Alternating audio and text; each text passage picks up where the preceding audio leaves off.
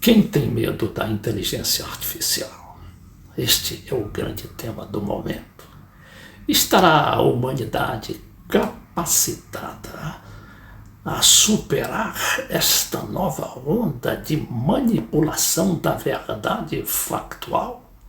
Depois da criação das fake news e da chamada pós-verdade? Eu acredito na tecnologia e acho que daqui a pouco vai ser criado um anticorpo capaz de enfrentar ou pelo menos neutralizar as maldades que serão trazidas.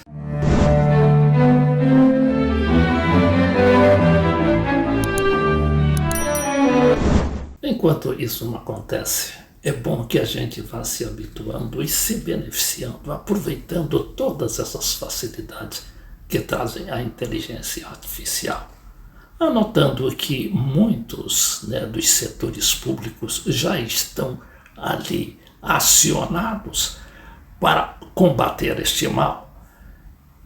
Veja o caso aí, por exemplo, do Tribunal Superior Eleitoral, que, se adiantando a muitos países, já tomou medidas para evitar e também punir aquele que for flagrado utilizando a inteligência artificial no processo político, sobretudo nas campanhas eleitorais. Como a gente viu aí recentemente, quando foi imitada a voz do presidente Biden, ou seja, o presidente da maior potência do mundo, ali possivelmente para enganar eleitores do Partido Democrata e beneficiando o candidato Donald Trump. Agora o fato é o seguinte: muito da inteligência artificial já vinha sendo usado há algum tempo. Eu, por exemplo, na minha modéstia aqui, não é de mero curioso da tecnologia, eu já uso, por exemplo, o Google Tradutor, que me ajudou muito nas minhas pesquisas, para os meus livros e para esses vídeos que eu faço aqui nesse canal do YouTube. Eu, sem querer imitar ninguém, nem também manipular a verdade, eu já me beneficiei de traduções, por exemplo, espanhol, que é uma língua difícil de se escrever e de se falar. Eu tive de fazer um press release para o meu livro sobre a Cristina Kirchner, intitulado A Argentina Sacudida há cerca de 3 anos. E eu fiz esse release e até fui elogiado por um amigo meu que você está muito bom no espanhol. Eu digo, não, isso aí foi o Google Tradutor, o tradutor do Google que me proporcionou esse texto. Mas o que eu fiz? Eu fiz há 3 anos um texto em português e pedi que o Google traduzisse aquilo para o espanhol. E foi perfeitamente traduzido, é claro. Eu me acautelei e tive de fazer algumas correções ali pontuais, mas foi apenas isso. Olha, isso há um certo tempo atrás. Agora imagine a situação de hoje, A partir do ano de 2023, ano passado, quando foi introduzido o chat GPT 3.5, que ali pegava todos os dados recolhidos pela internet, ou seja, pela web, desde o ano de 2021, só que já foi lançado um outro chat GPT, que é o chat GPT-4, que agora aborda, utiliza todos os dados da internet desde o seu início. E aí vai todo um acervo mundial de história, de ciência, de pensamento, de muita coisa. A gente vê aí a Wikipedia com todos os seus defeitos, mas com todos aqueles dados que nos ajudam muito a pensar, quando menos a classificar esses dados de que a gente necessita para escrever, para pensar, para analisar os fatos de uma maneira geral.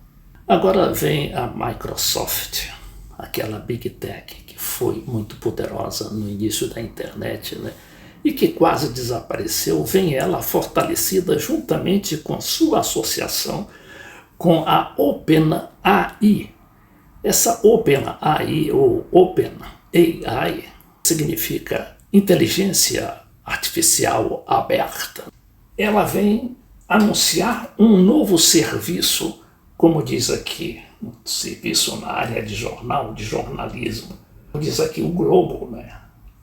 Microsoft se une à plataforma para criar um serviço de notícias com ferramentas da inteligência artificial. Semaphore, que é uma empresa, né, ligada à Microsoft, produz resumos a partir de conteúdos de publicações como o New York Times e o Financial Times. A empresa de Bill Gates diz que quer buscar maneiras de apoiar os jornalistas, não substituí-los. Vamos ver, Dr. Bill Gates, até onde você vai. A Microsoft está fazendo uma série de acordos com organizações de notícias para implementar ferramentas de inteligência artificial generativa na produção de conteúdo.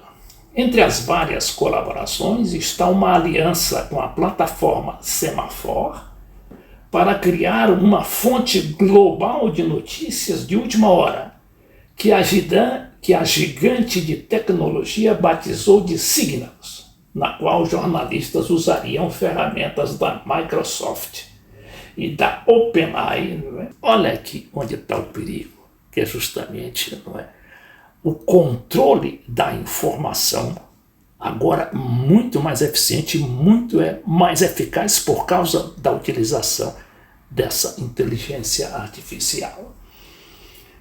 Esse controle que já existia a partir das grandes tech, né, como Google, né, Apple.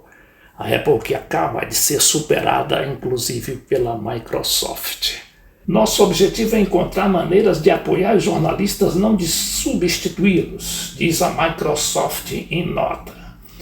Lá mais embaixo, não é, a gente vai ver que a ideia é ajudar a treinar uma nova geração de repórteres nos melhores usos da inteligência artificial e identificar maneiras pelas quais a inteligência artificial pode ajudar a criar práticas comerciais eficientes e ajudar a construir redações sustentáveis para as próximas gerações. Olha aí a preocupação em ganhar dinheiro, né, do jornalismo espetáculo, não do jornalismo factual, preocupado com os fatos, mas com espetáculo, em fazer teatro, principalmente para angariar simpatizantes. Daí, então, para a política, isso é outro problema tremendo, porque vai envolver, neste ano, inclusive, de 2024, com a eleição a ser realizada em 40 países do mundo. Bilhões de pessoas estarão aí escolhendo seu novo governante, inclusive o presidente dos Estados Unidos. Lá a gente sabe que tem uma disputa feia do Trump com o Biden. Por enquanto o Trump está avançando, né, lá muito na frente do Biden. Temos eleição na Índia, que no Brasil só vamos ter em 2026. Eleição da Europa e muitos outros países. Não obstante, como eu disse aqui, o TSE, e a gente vai para lá daqui a pouco, já providenciou, já adotou uma medida inicial para prevenir os abusos dessa inteligência artificial. E já se abriu ao público, né, e os grandes pensadores e grandes profissionais para fazer uma legislação pertinente capaz de enfrentar a nova situação informativa do mundo.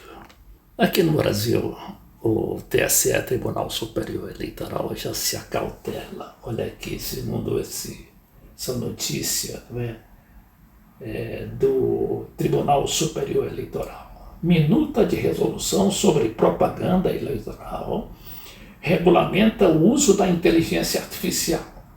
texto será debatido em audiência pública em 25 de janeiro, já passou, com a participação da sociedade e de instituições públicas.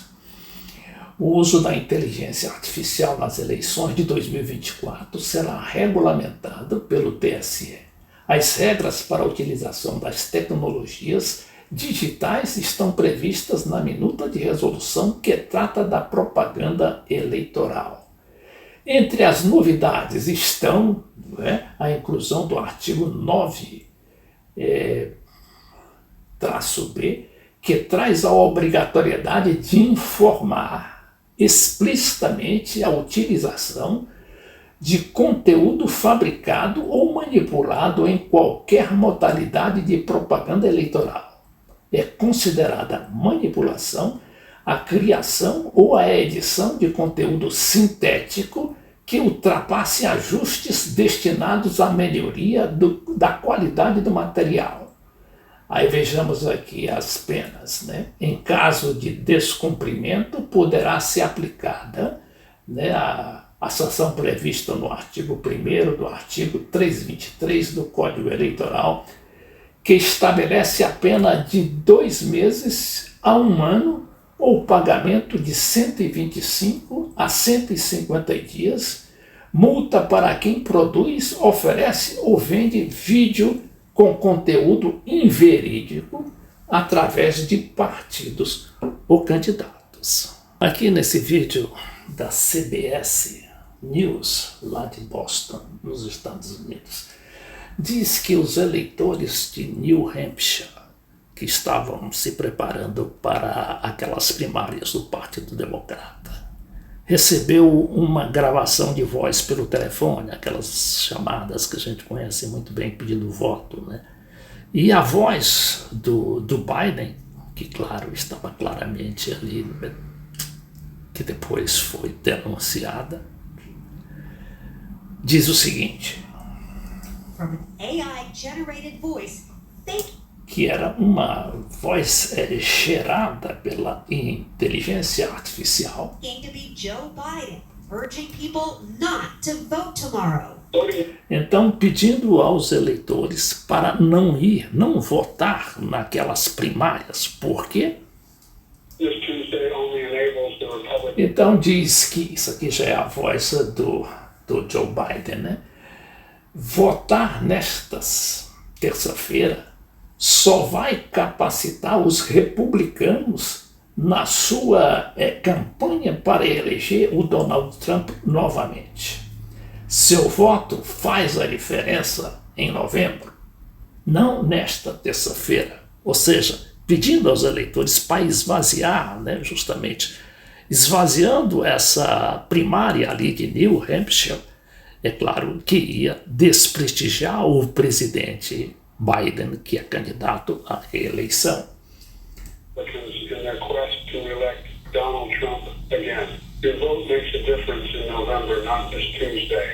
Nesta peça aqui de uma televisão argentina, mostra que, como diz aqui, finalmente a conversação vazou.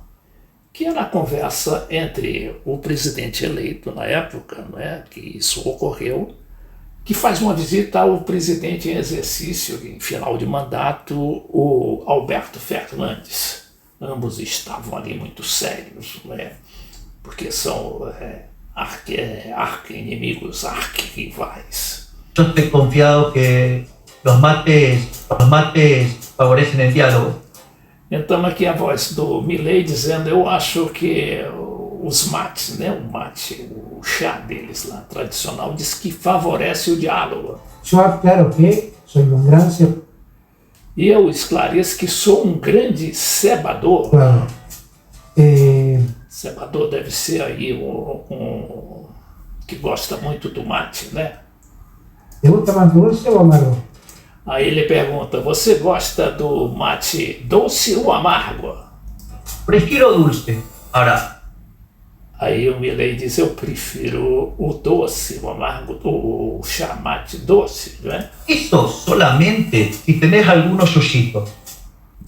Então, é uma brincadeira para mostrar ali, como é que está a política argentina E finalmente aqui nesse vídeo reproduzido pelo site brasileiro Poder 360 diz que Milei aparece como o psicopata do Laranja Mecânica em vídeo com inteligência artificial.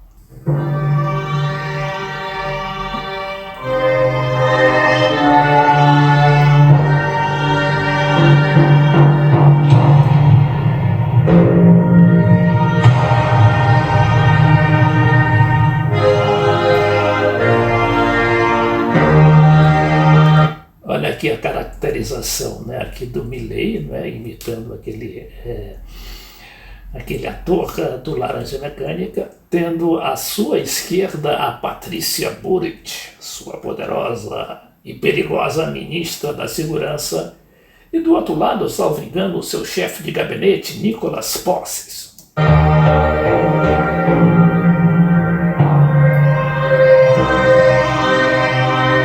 Que a loucura de Milei não é graciosa, é perigosa.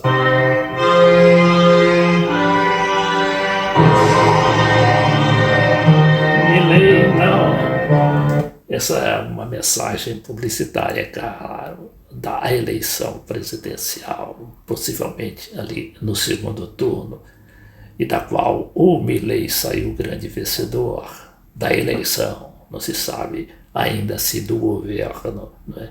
Porque ele está muito mal nesses primeiros 2 meses.